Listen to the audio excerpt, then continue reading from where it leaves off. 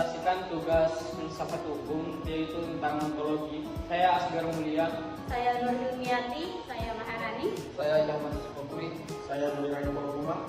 Selamat Menyaksikan. Oke, baik teman-teman. Yang perlu kita bahas yang pertama adalah pengertian ontologi.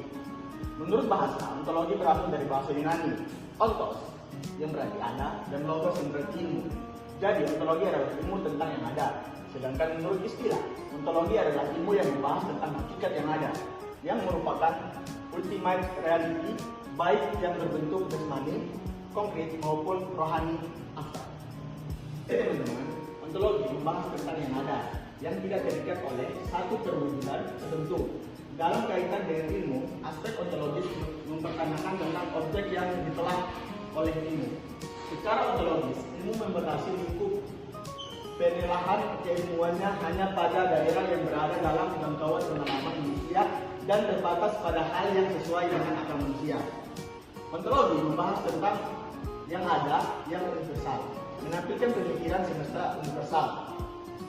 Ontologi berupaya mencari inti yang termuat dalam setiap kenyataan. Dalam rumusan Lawrence Bagus, ontologi menjelaskan yang ada yang meliputi semua realitas dalam semua bentuk. Tiap-tiap pengetahuan memiliki 3 komponen yang merupakan tiang penanda tubuh pengetahuan yang disusunnya. Komponen tersebut, satu diantaranya adalah ontologi. Ontologi menjelaskan mengenai pertanyaan apa. Ontologi merupakan salah satu di antara lapangan-lapangan penyelidikan kefilsafatan yang paling kuno. Sejak dini dalam pikiran barat sudah menunjukkan munculnya perenungan ontologis, sebagaimana Thales ketika ia merenungkan dan mencari apa sesungguhnya hakikat yang ada. Yang pada akhirnya ia berkesimpulan bahwa asal usul dari segala sesuatu yang ada itu adalah air. Ontologi merupakan asas dalam menetapkan batas ruang lingkup wujud dan menjadi objek penelahan serta penafsiran tentang hakikat realitas atau metafisika. Ontologi meliputi permasalahan apa hakikat ilmu itu, apa hakikat kebenaran, terlepas dari pandangan tentang apa yang bagaimana yang ada atau being itu. Jadi teman-teman, dikatakan ontologi bersahaya sebab segala sesuatu dipandang dalam keadaan sewajarnya dan apa adanya. Dikatakan ontologi kuantitatif karena dipertanyakan mengenai tunggal atau jamaknya, dan dikatakan ontologi kualitatif juga berangkat dari pertanyaan apakah yang merupakan jenis kenyataan itu. Sedangkan ontologi monistik adalah jika dikatakan bahwa kenyataan itu tunggal adanya. Keanekaragaman, perbedaan, dan perubahan dianggap semu belaka. Pada gilirannya, ontologi monistik melahirkan monisme atau idealisme dan materialisme. Oke, materialisme ya teman-teman, itu tadi sengaja biar teman-teman ada greget nanti. Ada beberapa pertanyaan ontologis yang melahirkan aliran-aliran dalam filsafat. Misalnya pertanyaan, apakah yang ada itu? Bagaimanakah yang ada itu? Dan di manakah yang ada itu? Nah, mungkin saya boleh dari Purwuma menjelaskan sampai di sini saja. Selebihnya ada teman-teman saya yang menjelaskan. Saya persilakan teman saya Asgar Mulia untuk menjelaskan lebih lanjut. Oke, baik teman-teman, di sini saya akan melanjutkan penjelasan dari saudara saya di Purwuma yang tentang pengertian ontologi. Di sini saya mulai dari 1, apakah yang ada itu? Bahasa Inggrisnya what is being. Dalam memberikan jawaban, masalah ini lahir 4 aliran filsafat, yaitu monisme, dualisme, idealisme, dan agnotisme. A. Aliran monisme. Aliran ini berpendapat bahwa yang ada itu hanya satu.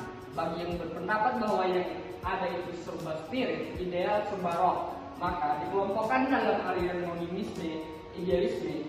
Plato adalah tokoh filsuf yang bisa dikelompokkan dalam aliran ini, karena ia menyatakan bahwa alam ide merupakan kenyataan yang sebenarnya. Kemudian aliran dualisme. Aliran ini menggabungkan antara idealisme dan materialisme. dengan mengatakan bahwa alam wujud ini terdiri dari dua hakikat sebagai sumber, yaitu hakikat materi dan hakikat rohani. Descartes bisa digolongkan dalam aliran ini.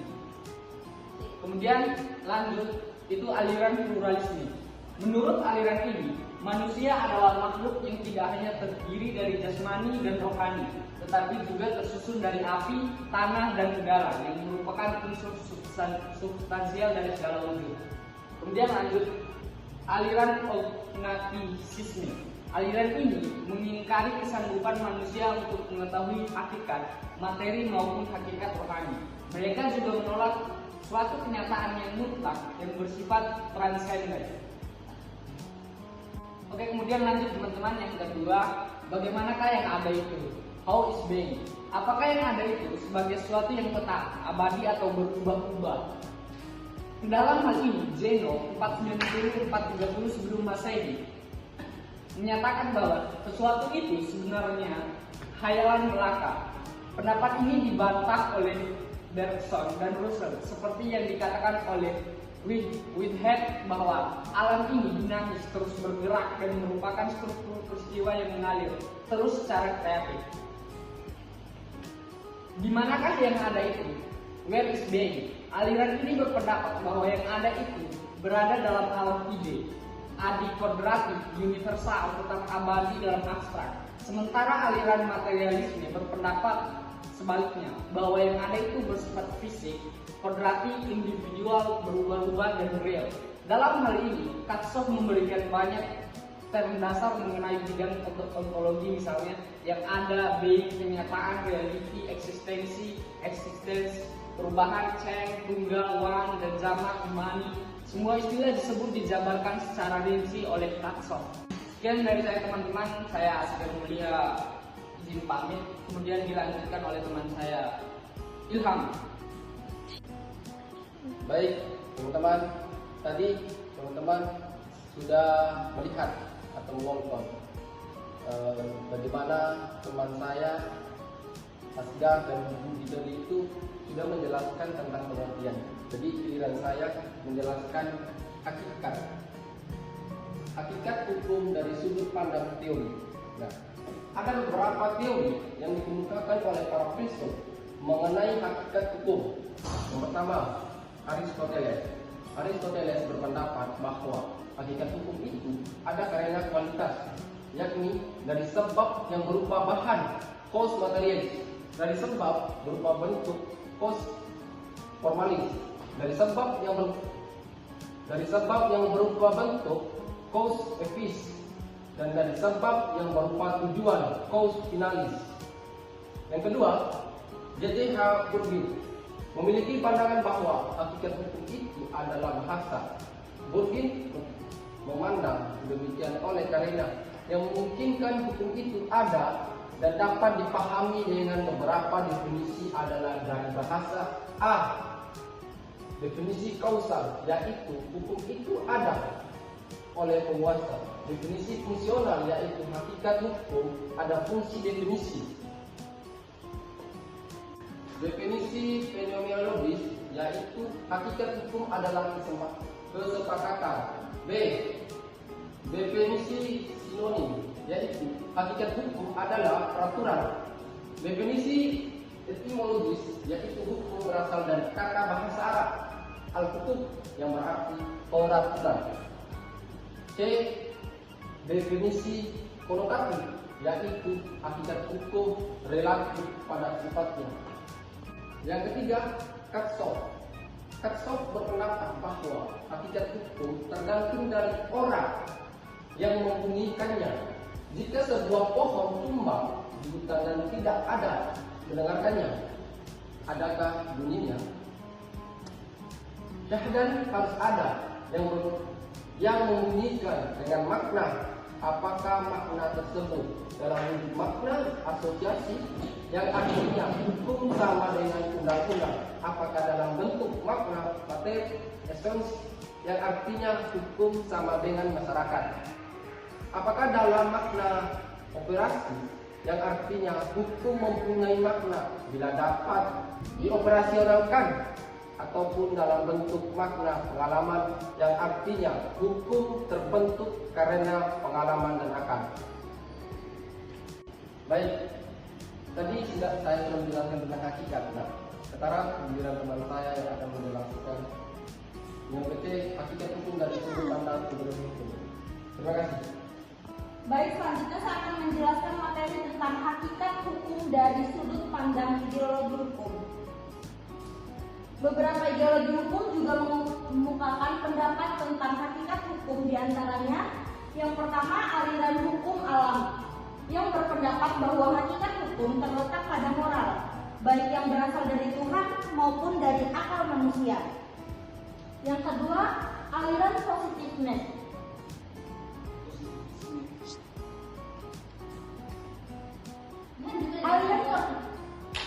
Aliran positivisme memiliki keyakinan bahwa hakikat hukum adalah perintah, kewajiban, kedaulatan penguasa, dan sanksi. Yang ketiga, mazhab utilitarianisme. Mazhab ini berkeyakinan bahwa hakikat hukum adalah pemanfaatan atau kegunaan. Yang keempat, mazhab sejarah. Mazhab sejarah memaknai hakikat hukum sebagai ekspresi jiwa bangsa atau Volksgeist. Selanjutnya, aliran kelima yaitu aliran sosiologikal jurisprudence, menyatakan bahwa hakikat hukum adalah terletak pada kenyataan sosial berupa nilai-nilai yang hidup dalam bermasyarakat. Aliran yang keenam yaitu aliran idealisme. Aliran ini memandang bahwa hakikat hukum adalah rasio, kewajiban, kelembagaan, moralitas, dan negara. Yang ketujuh, aliran realisme hukum. Aliran ini berpendapat bahwa hakikat hukum adalah ramalan, pengadilan, pengalaman, perwujudan dari keputusan sosial, ekonomi, dan budaya.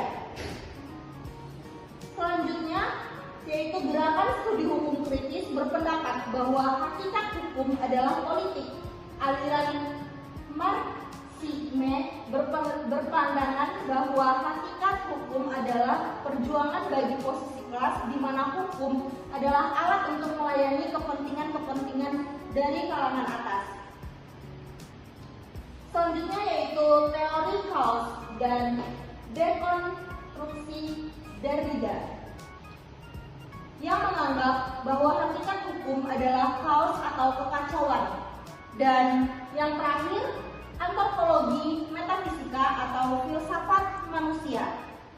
Filsafat manusia berpandangan bahwa hakikat hukum adalah bagian kecil dari misteri tentang manusia dan dunianya, yang berarti hukum adalah misteri. Sekian dari penjabaran materi dari saya Nur Hilmiati. Baik, terima kasih. Selanjutnya saya akan menjelaskan tentang aliran-aliran ontologi. Dalam mempelajari ontologi, muncul beberapa pertanyaan yang kemudian melahirkan aliran-aliran dalam filsafat. Dari masing-masing pertanyaan menimbulkan beberapa sudut pandang mengenai ontologi. Pertanyaan itu berupa, apakah yang ada itu? What is being? Terus bagaimanakah yang ada itu? Who is being? Dan dimanakah yang ada itu? Where is being? Dalam memberikan jawaban masalah ini, lahir 5 filsafat. Yang pertama, aliran monisme. Aliran ini berpendapat bahwa yang ada itu hanya satu, tidak mungkin dua. Haruslah satu hakikat saja sebagai sumber yang asal, baik yang asal berupa materi ataupun berupa rohani. Tidak mungkin ada hakikat masing-masing bebas dan berdiri sendiri. Harusnya salah satu merupakan sumber yang pokok dan dominan menentukan perkembangan yang lainnya. Plato adalah tokoh filsuf yang bisa dikelompokkan dalam aliran ini, karena ia mengatakan bahwa alam ide merupakan kenyataan yang sebenarnya. Istilah monisme oleh Thomas Davidson disebut dengan Black Universe. Paham ini kemudian terbagi dalam 2 aliran, yaitu materialisme. Aliran ini menganggap bahwa sumber yang asal itu ada materi, bukan rohani. Aliran ini sering juga disebut dengan naturalisme. Menurutnya, bahwa zat mati merupakan kenyataan dan satu-satunya fakta. Yang kedua, aliran dualisme. Aliran ini berpendapat bahwa benda terdiri dari dua macam hakikat sebagai asal sumbernya, yaitu hakikat materi dan hakikat rohani. Benda dan roh, jasad dan spirit. Kedua macam hakikat itu masing-masing bebas dan terdiri sendiri, sama-sama azali dan abadi. Yang ketiga ada aliran pluralisme. Aliran ini berpendapat bahwa segenap macam bentuk merupakan kenyataan. Pluralisme bertolak dari keseluruhan dan mengakui bahwa segenap macam bentuk itu semuanya nyata. Yang keempat, aliran nihilisme. Nihilisme berasal dari bahasa Latin yang berarti nothing atau tidak ada. Sebuah doktrin yang tidak mengakui validasi alternatif yang positif. Istilah nihilisme diperkenalkan oleh Ivan Turgenev pada tahun 1862 di Rusia. Doktrin tentang nihilisme sebenarnya sudah ada sejak zaman Yunani kuno, yaitu pada pandangan Georgics yang memberikan 3 proposi tentang realitas. Yang pertama, tidak ada sesuatu pun yang eksis. Kedua, bila sesuatu itu ada, ia tidak dapat diketahui. Yang ketiga, sekalipun realitas itu dapat diketahui, ia tidak akan dapat kita beritahu kepada orang lain. Tokoh lain ahli ini adalah Friedrich Nietzsche. Dalam pandangannya, dunia terbuka untuk kebebasan dan kreativitas manusia. Mata manusia tidak lain diarahkan pada suatu dunia di belakang atau di atas dunia di mana ia hidup. Yang kelima ada aliran agnostisme. Paham ini mengingkari kesanggupan manusia untuk mengetahui hakikat benda. Timbulnya aliran ini dikarenakan belum dapatnya orang mengenal dan mampu menerapkan secara konkret akan adanya kenyataan yang berdiri sendiri dan dapat dikenal. Sekian dari saya menghargai. Terima kasih. Oke teman-teman, kembali lagi bersama saya Asgar. Saya kembali menjelaskan di sini di bagian E, yaitu aspek-aspek ontologi. Ontologi membahas tentang yang ada yang tidak terikat oleh satu perwujudan tertentu. Dalam kaitan dengan ilmu, aspek ontologis mempertanyakan tentang objek yang ditelaah oleh ilmu. Secara ontologis, ilmu membatasi lingkup perlahan keilmuannya hanya pada daerah yang berada dalam jangkauan pengalaman manusia dan terbatas pada hal yang sesuai dengan akal manusia.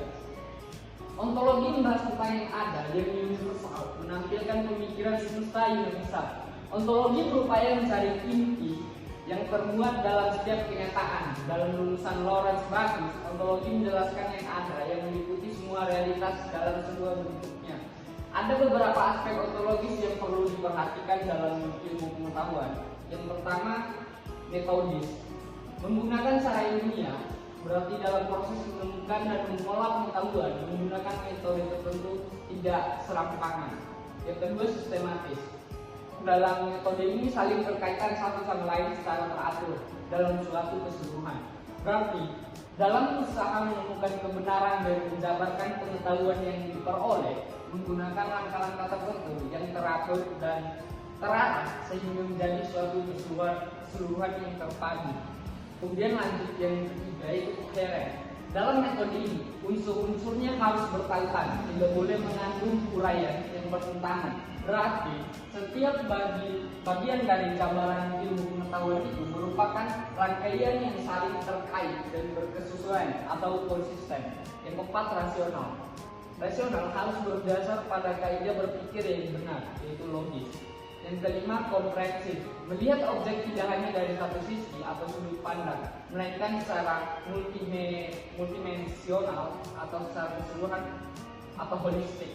Yang keenam, radikal. Diuraikan sampai akar persoalannya atau esensinya. Yang ketujuh, universal. Muatan kebenarannya sampai tingkat umum yang berlaku di mana saja.